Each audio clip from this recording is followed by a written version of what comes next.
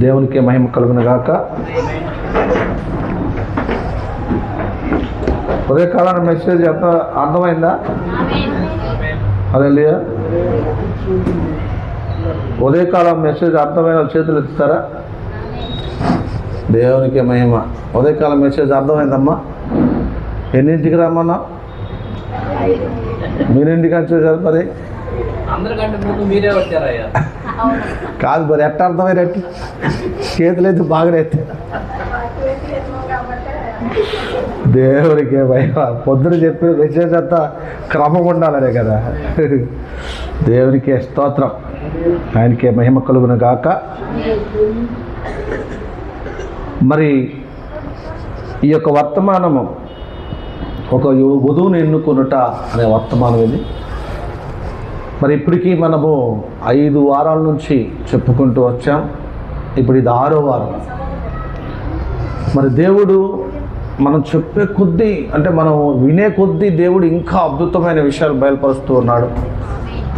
అది కేవలము దేవుని మహాకృప, ఆయన కరుణ, ఆయన కటాక్షం. ఇది మనుషుల యొక్క జ్ఞానం కాదు, కానీ దేవుని యొక్క కృపను బట్టి మరి ఎంతో మరి ఈ సంతోషకరమైన వర్తమానము దేవుడు మనకు అనుగ్రహించాడు.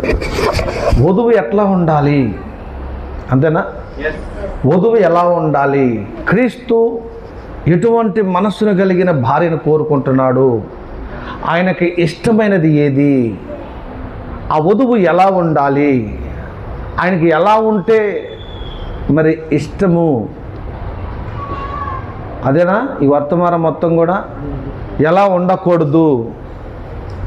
భార్య కాని ఒక స్త్రీ నేను భార్యని, క్రీస్తుకు భార్య అని చెప్పుకుంటూ లోకానుసారమైన అందముతో, లోకానుసారమైన విధానముతో, జ్ఞాన సంబంధమైన మరి వికారమైన మనసుతో ఆమె దేవుణ్ణి ఆరాధిస్తూ ఉందని బైబిల్ చెప్తుంది వర్తమానం, అంతేనా? కానీ ఈరోజు మనం జాగ్రత్తగా గమనించినట్లయితే మరి ఆయన యొక్క వధువు ఎలా ఉండాలి, ఆయన ఎలా ఉంటే ఇష్టపడుతున్నాడు, ఆయనకి కావాల్సిన విధానం ఏంటిది అనే విషయాలే మనకు చెప్పుకుంటూ వస్తున్నాడు ఫస్ట్ నుంచి. ఈ వర్తమానం ఒక వధువును ఎన్నుకొనుట అనే వర్తమానంలో చూడండి సహోదరులారా, ఆయన ఉద్దేశం ఏంటంటే మరి ఆయన అంటున్నాడు, నేను అందాన్ని చూసేవాడిని కాదు, నేను బలాన్ని చూసేవాడిని కాదు, గొప్ప గొప్ప అలంకరణ చూసేవాడిని కాదు.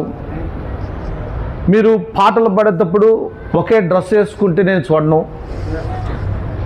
మరి దేవదూతల వలె మీరు పాడాలని ఎంత ట్రై చేసినా అది నేను వినను. అదేనా మనం చెప్పుకుంటూ వచ్చిన దాంట్లో ఉంది. మరి నాకు ఇష్టమైనది ఏంటంటే హృదయము మృదువైన అక్షయమైన అలంకరణతో కూడిన మనసు గుణం కావాలన్నాడు ఆయన. హల్లెలూయా. అందుకనే బైబిల్లో కూడా గుణవతి దొరుకుట అరుదు. ఆమేన్. ఈరోజు జాగ్రత్తగా గమనించండి, దేవుడు ఈ వర్తమానం మొత్తంలో కూడా నువ్వు పెద్ద చర్చి కట్టి దేవుడి కోసం ఇష్టపడ్డావు. బైబిల్లో ఉందా లేదా? ఆకాశము నా సింహాసనము, భూమి నా పాదపీఠము, అటువంటి వాడనైనా నాకు మీరు ఎటువంటి మందిరాన్ని కట్టగలరన్నాడు ఆయన. మరి ఆయన భూమి ఆయన పాదపీఠం అంటే భూమిలో నువ్వు ఏ మందిరాన్ని కడతావు? ఆయనకి కట్టలేము. కానీ ఆయన కోరుకున్న మందిరము మనమే. హల్లెలూయా. ఆయన కోరుకున్నది ఏంటంటే మనలో నివసించాలని. హల్లెలూయా. అందుకని నువ్వు పెద్ద పెద్ద భవనాలు కట్టినా ఆయన ఇష్టపడడు, ఆ భవనములో అలంకరణ చేసినా ఇష్టపడడు, నువ్వు లక్షల మంది కోట్ల మందిని సంఘంగా నువ్వు కూడబెట్టినా ఇష్టపడ్డావు. ఆయనకి ఇష్టమైన అలంకరణ ఏంటంటే ఆయన వంటి గుణం కావాలి ఆమెకి. హల్లెలూయా. ఆయన నచ్చేది అదే. ఏ భర్త అయినా కోరుకునేది ఏంది? భర్త మనసును బట్టి భార్య నడుస్తుంటే ఆనందిస్తాడు అతను, అవునా కదా? ఎందుకనంటే ఈ స్త్రీని నిర్మించిందే పురుషునికి సాటి అయిన సహాయం కొరకు అతనిలో నుంచి ఒక పక్కట ఎముక. ఇప్పుడు అతనిలో నుంచి ఆమె బయటకు వచ్చినప్పుడు అతనికి సాటి అయిన సహాయం కొరకే కదా ఆయన చేసింది. ఇప్పుడు మనల్ని ఆయన రక్తముతో ఎందుకు అన్నాడు? మనల్ని ఎందుకు పాపము నుంచి మనం విమోచించాడు? క్రీస్తులు మనల్ని ఎందుకు కంటున్నాడు? ఆయన ఎందుకు ఒక కన్నికగా మారుస్తున్నాడు? ఎందుకు ఆయన భారీగా స్వీకరిస్తున్నాడు? ఆయనకి సాటి అయిన సహాయం నిమిత్తమే. హల్లెలూయా. అవునంటారా? ఆయనకి సాటి అయిన సహాయం నిమిత్తమేనా? అందుకేనైనా మనల్ని ఆయన కన్నది? అందుకేనైనా సిలువలో, కలువరి సిలువలో ఆయన పక్కలో నుంచి మరి నీరు రక్తము, హల్లెలూయా, నీరు రక్తం బయటకు వచ్చిందా లేదా? వధువు వరుడు బయటకు వచ్చారా లేదా? అందుకని చూడండి, ఆదాము గాఢ నిద్ర ఆదాముని పంపింది, యేసుక్రీస్తు సిలువలో నిద్ర నిన్ను పంపింది. హల్లెలూయా. ఎందుకు?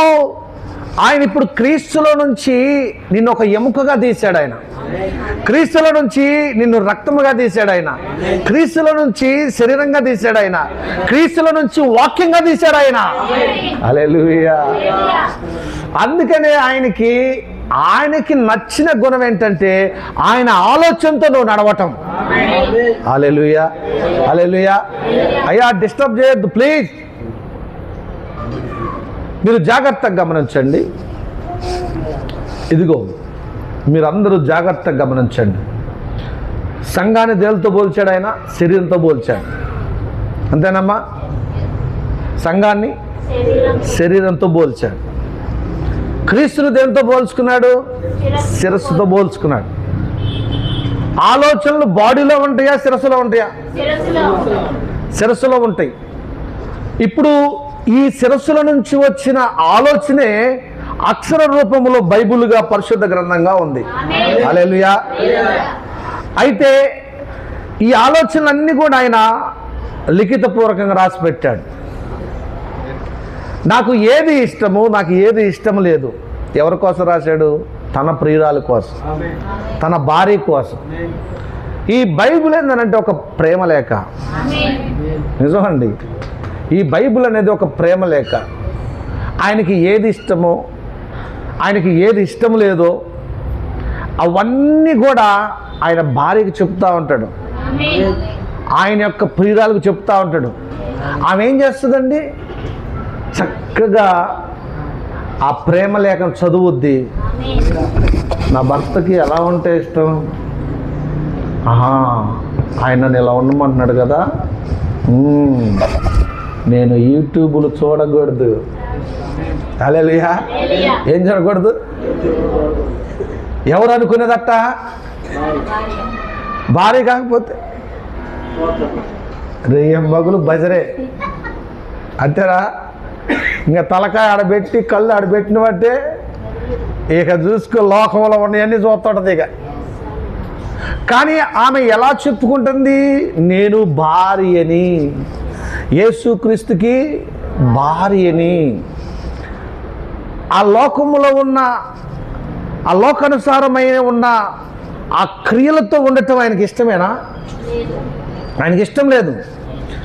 భర్త ఎప్పుడైనా సరే నన్ను విడిచి పక్కింటి పురుషుడి దగ్గరికి వెళ్తే బాగుండు అంటాడా?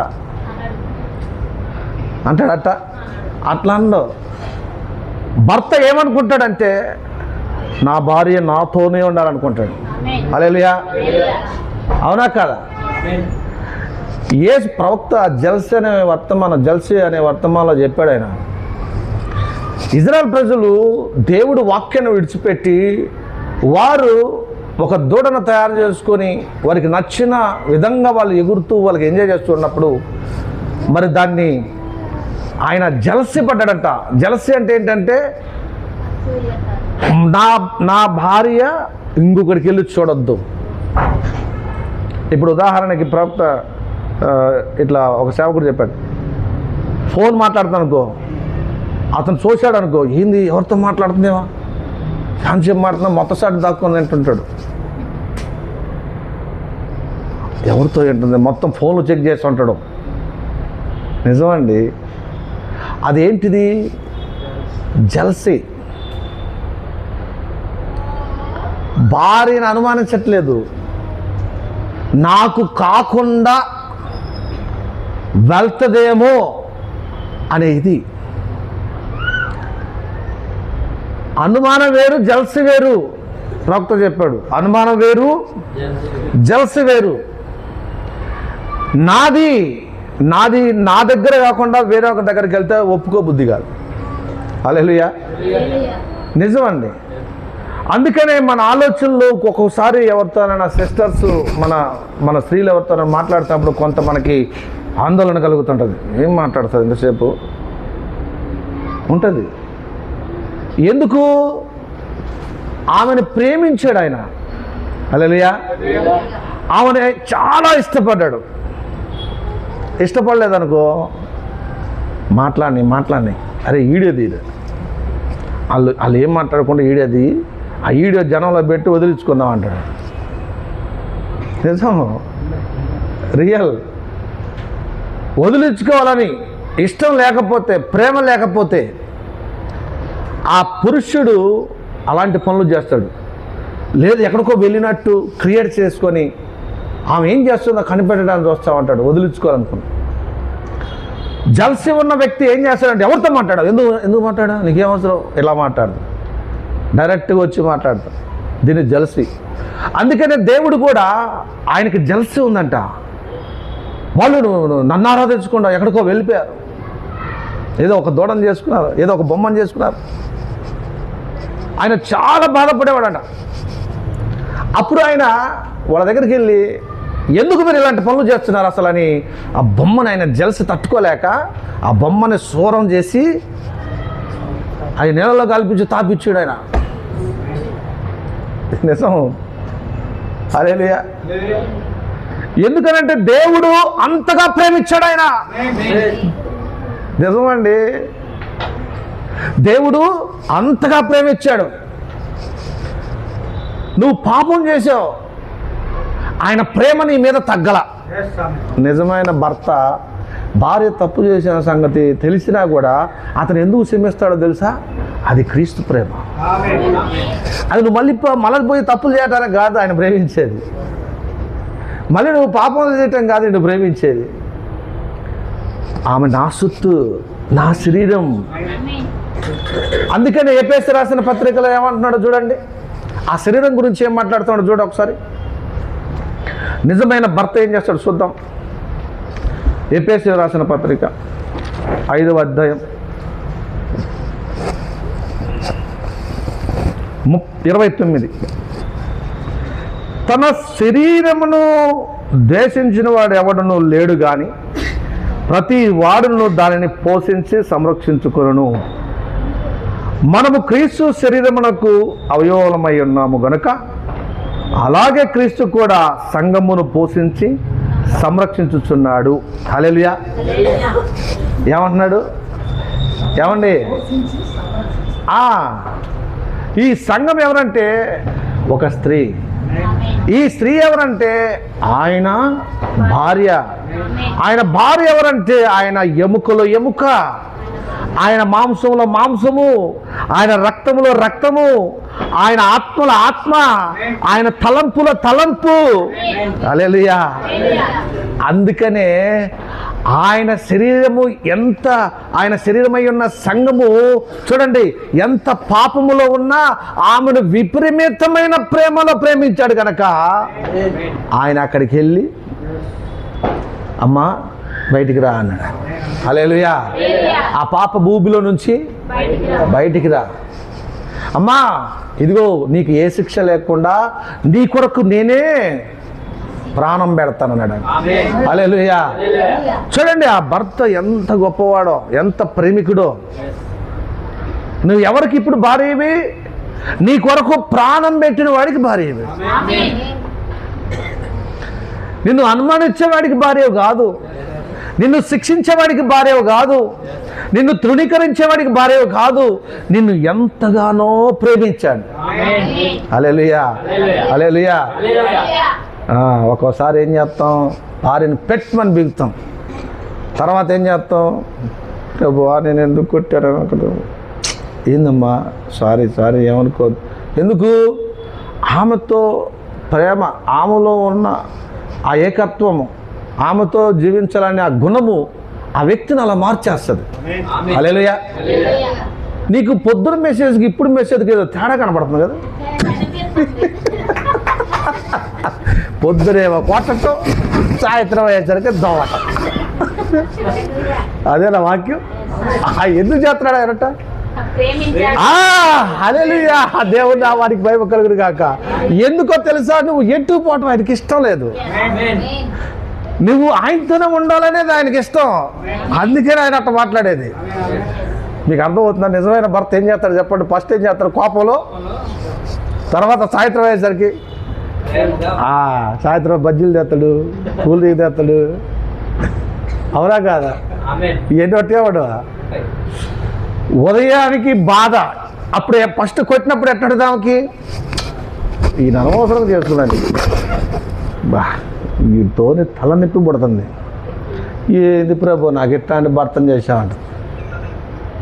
సాయంత్రం ఈయన ఐస్ క్రీము లేకపోతే బజ్జీలో ఇంకేదైనా తీసుకొచ్చి బతిలాడుతున్నాడు అనుకో, అప్పుడు కోపం పోయి ఆమెల నుంచి ఏమొస్తుంది? కన్నీళ్ళు పడుతుంటాయి. నేనేమన్నానయ్యా, పొద్దున అంతగానం కొట్టినావు, అంతగానం తిట్టినావు, పొద్దునేమో అత్తను, ఇప్పుడేమో ఇట్లా అంటాడు. అట్లా అంటదా? అవునా కాదా? ఎవరి దగ్గర జరుగుతున్నాయి ఇవన్నీ? భార్య భర్తల దగ్గర. ఒకసారి వాక్యం మనల్ని ఎంతో ఒత్తిడి గురి చేస్తుంది.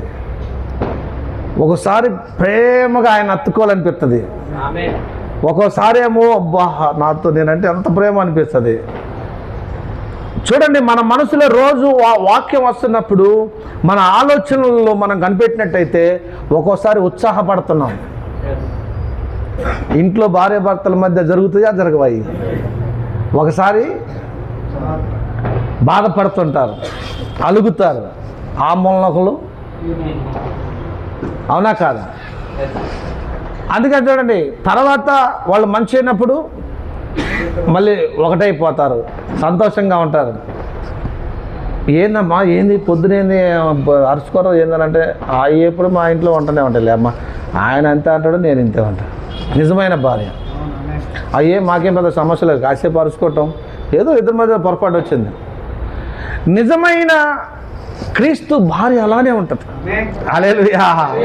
నిజం. వాక్యము మనల్ని ఖండిస్తున్నప్పుడు, వాక్యం మనల్ని సరిచేస్తున్నప్పుడు, వాక్యము సరైన స్థానంలో నువ్వు ఉండు, నువ్వు అటు ఇటు వెళ్ళకు, నువ్వు లోకంలోకి వెళ్ళటం నాకు ఇష్టం లేదు ఆయన అనలేదా? బైబిల్లో ఉందా లేదా? లోకములో ఉన్నవాడి కంటే మీలో ఉన్నవాడు అంటే లోకంలో ఒకడున్నాడు, మనలో ఒకడు. మనలో ఉంది ఎవరు? ఇంతకీ లోకంలో ఉన్నది ఎవరు? నువ్వు లోక క్రియల కోసం వెళ్తుంటే వేరొక పురుషుడి దగ్గరకు వెళ్తున్నావు. ఆయన బాధ ఏంటిది? నువ్వు వెళ్తే వాడు మోసం చేస్తాడు. వాడు మొదట అవ్వని మోసం చేసిండు, వాడు అట్లనే ప్రపంచాన్ని పాడు చేసిండు. నువ్వు వెళ్ళకు లోకంలోనికి, నీకు తెలియదు, అది నీ ప్రమాదం జరుగుతుంది. నీకు చెప్తే అర్థం కావట్లేదా? యువతలకు కదా. ఫస్ట్ ఒక ఆమె నేను చూశాను, ఆమె తన భర్తను వదిలిపెట్టింది, తన తండ్రిని వదిలిపెట్టింది, ఎవడో చెప్పిన మాటలు విన్నది, ఆమె జీవితాన్ని పాడు చేసుకుంది, కుటుంబ పత్రమైంది. ఇయ్యాలను మనకు వివాహం అయింది. అంతనా కాదా? మొదటి అవ్వను వదిలిపెట్టి వాడు ఇప్పుడు కడపటి అవ్వ దగ్గరకు వస్తున్నాడు. చూడండి, చదవండి ఆ మాట. 2వ కొరింథీయులకు రాసిన పత్రిక 11వ అధ్యాయం మొదటి వచనం నుంచి చదువుతున్నాను, జాగ్రత్తగా వినండి.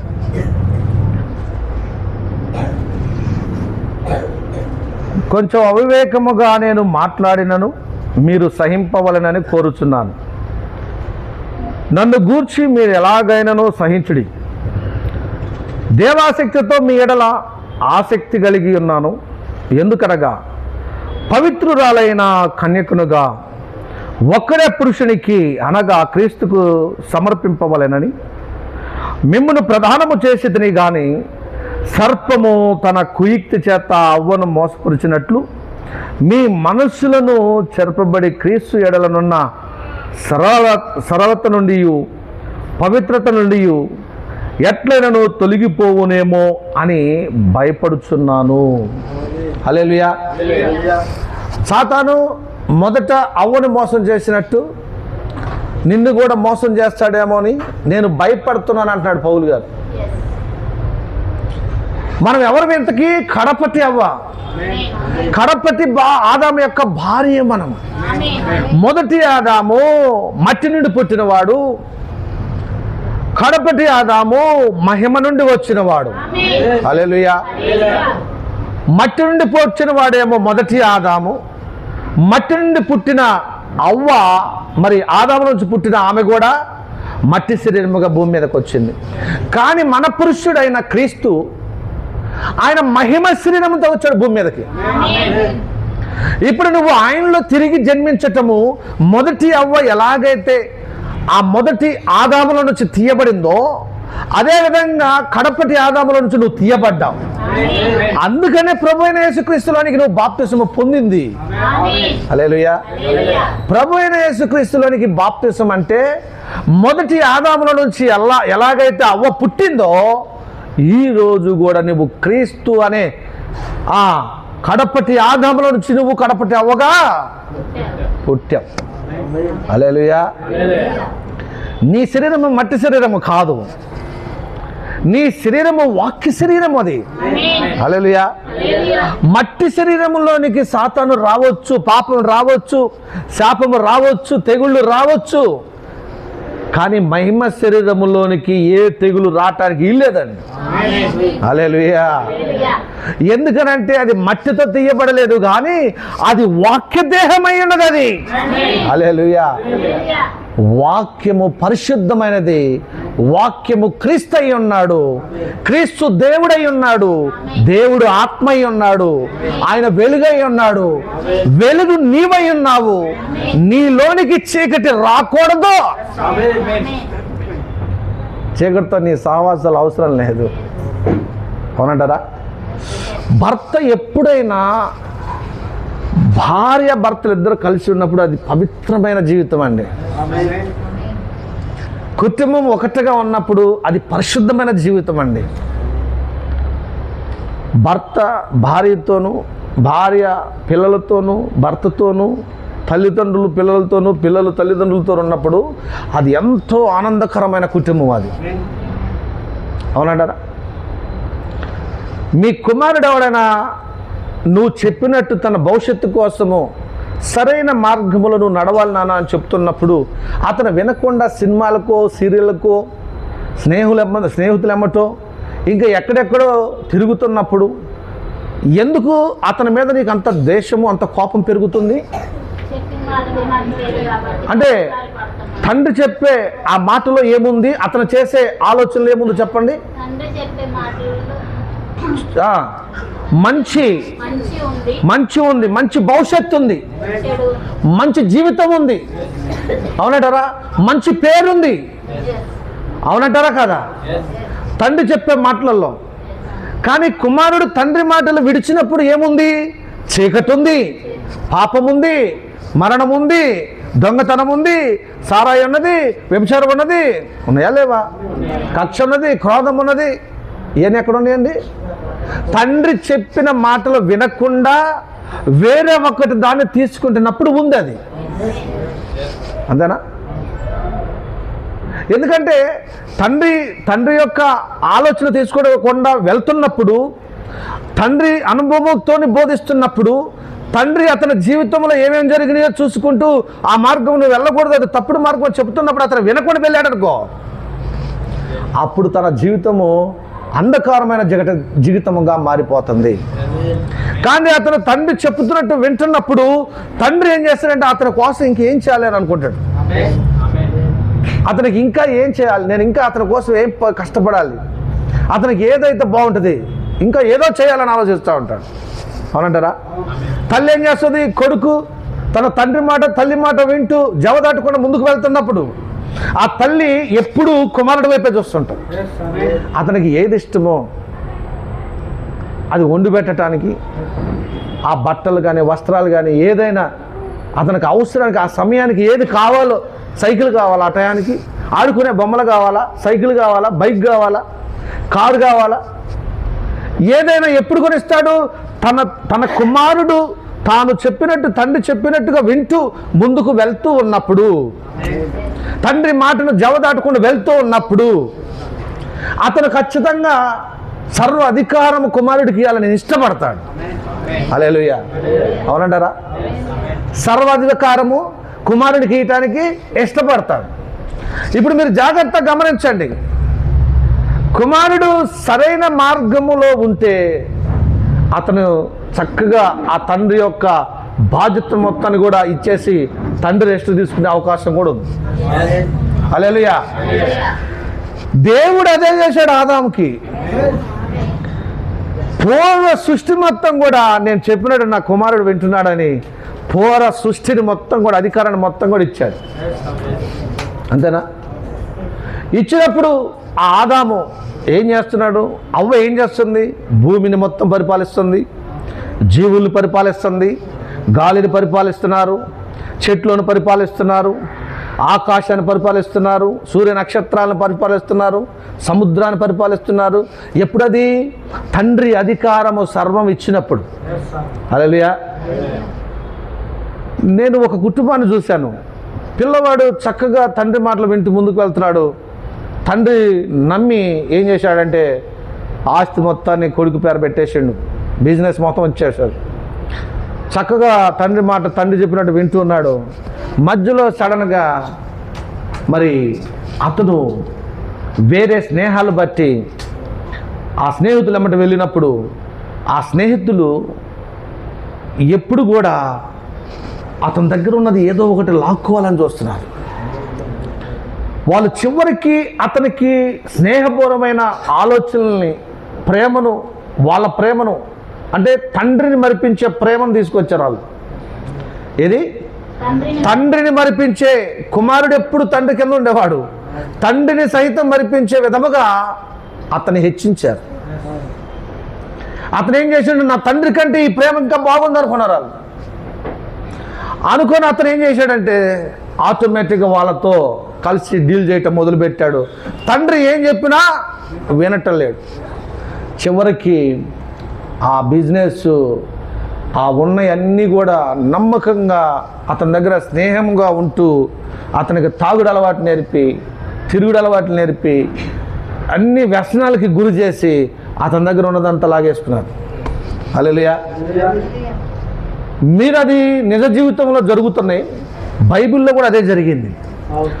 ఆది కాండములో మనం చూస్తే మన జీవితాలు ఎక్కడైతే ఎలా జరుగుతున్నాయో అక్కడ కనపడుతుంది. దేవుడు సర్వ సృష్టిని కుమారుడి చేతికి ఇస్తే కుమార్తె తండ్రి వచ్చినప్పుడు ఆయనతో స్నేహం చేసే దానికి బదులు వాళ్ళు చక్కగా మొదట వాళ్ళు దేవుడితోనే స్నేహం చేస్తూ ముందుకు వెళ్తున్నారు. అప్పుడు ఎక్కడ కూడా ఏ శ్రమ లేదు.